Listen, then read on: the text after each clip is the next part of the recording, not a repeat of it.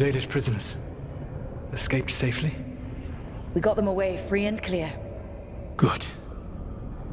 I do not know how you have found your dealings with the Dalish. Whatever my frustrations with them, it was a privilege to be able to help our people again. Thank you for allowing me to help. Chance to infuriate Elganon was a reminder of simpler times. You and Elganon were really tearing into one another back there. I needed to goad him to anger in order to distract him. But yes, while all of the Evanuris were monsters in their own ways, Elganon was the worst. Or perhaps it is more honest to say that his were the faults I found most objectionable. You have met him now, heard his voice hammering at the doors of your mind, and you have met me. Can you see how he and I might frustrate one another? The two of you are too much alike. Both of you want to be in charge. I have no desire to be in charge. No. You just want to be able to correct anyone who's not doing everything the way you'd have done it. I see you have been observing me as well during these conversations. All right. I can see how you and Elganon would hate each other. He has always been what I most feared becoming. Callous and uncaring, his arrogance unchecked. To have that much power and no one to remind him that he could be wrong. Well, he had you. And I suppose I had you.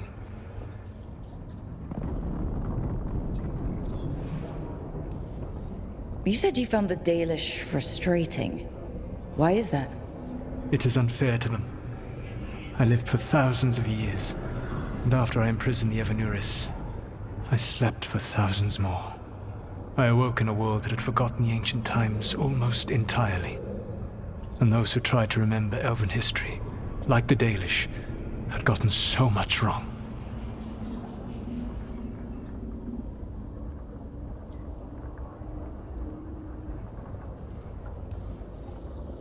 I suspect them calling Elganon and Gillenane and all the rest gods didn't go over well with you.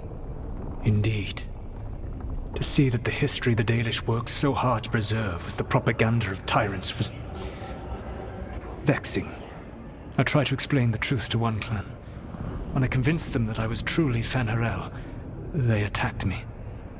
After that, I hid my explanations behind the facade of having witnessed events in the Fade. And every mage knows that what we see in the Fade might not be literally true. Yes.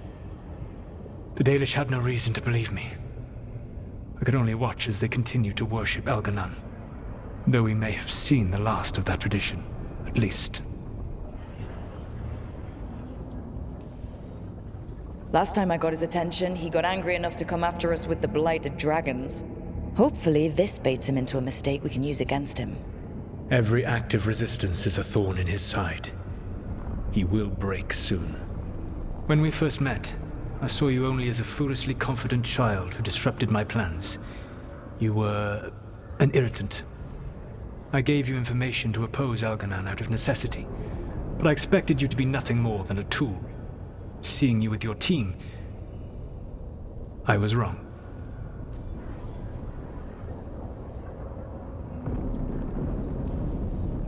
I'm impressed you got that out without choking on it.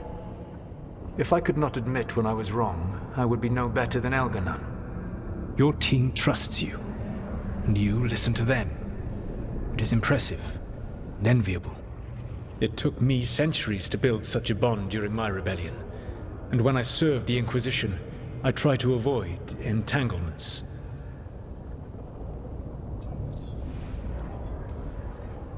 Except for Inquisitor Llewellyn.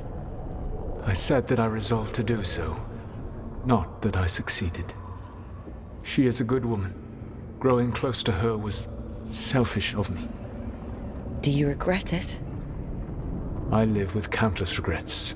Some of them I have grown to cherish more than my victories. Thank you for sharing that. So, what comes next? What are the gods going to do? Elganon and Gillenane are preparing the dagger they will use for their ritual to pierce the veil. Elganan's power is tied to light and darkness. He will need to perform a ritual during the next eclipse. That gives us some time to prepare. It is likely to be your last chance to do so. You must be ready for whatever comes, for this world and for the team that trusts you.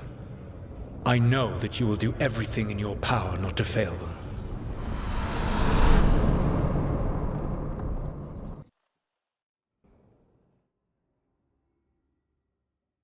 So now Elganan's recovered his own archdemon, and the gods only need an eclipse to complete their dagger. We saved the Dalish, though. That's important. But now Elgernon's immortal, so long as his archdemon lives. And we all know how hard those things are to kill. We killed Razikale, didn't we? After losing hundreds of wardens, and it took a centuries-old trap to do it. We don't have either of those. Not anymore. Just when you think the tide's in your favor, it turns right back. We've done some great work underwater.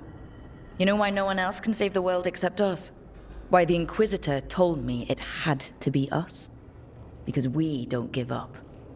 Knock us down and we come back swinging. Nice speech, Rook. But it's hard to complete a contract if you don't know where the target is. We found the gods before. Not without help, we didn't. So we get help again. We've got allies everywhere now.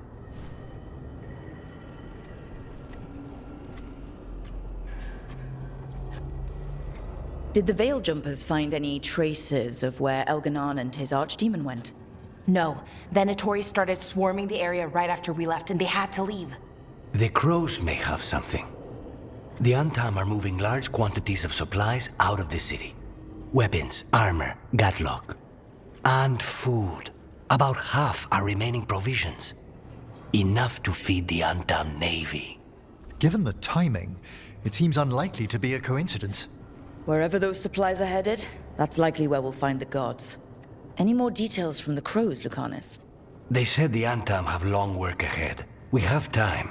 Also, Biago would like a meeting. At your earliest convenience. From him, that means important, but not yet urgent.